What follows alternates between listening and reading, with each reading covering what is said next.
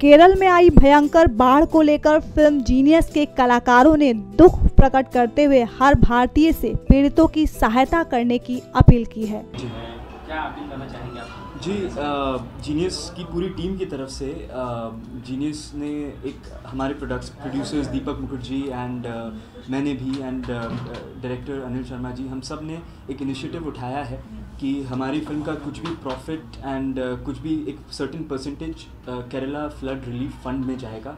मैंने भी अपना जो जितना भी रेम्यूनरेशन थी उसके टुवर्ड्स लगा दी, क्योंकि यहाँ पे सिर्फ ये देश की बात है, केरला भारत का ही हिस्सा है एंड हर भारतीय मैटर करता है।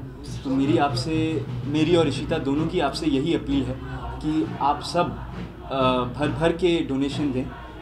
अगर भर के नहीं दे पाते थोड़ा सा भी चलेगा, क्योंकि सब ज़िंदगियों को अफेक्ट करता है ये फ्लड एंड सबकी ज़िंदगी को में काम आएगा। केरला बहुत अहम हिस्सा है भारत का। इसके अलावा प्रियंका, बताते चले आपको, केरल इन दिनों बाढ़ से जूझ रहा है और सूबे के लोगों का इस दौरान जीना मुहाल हो गया है।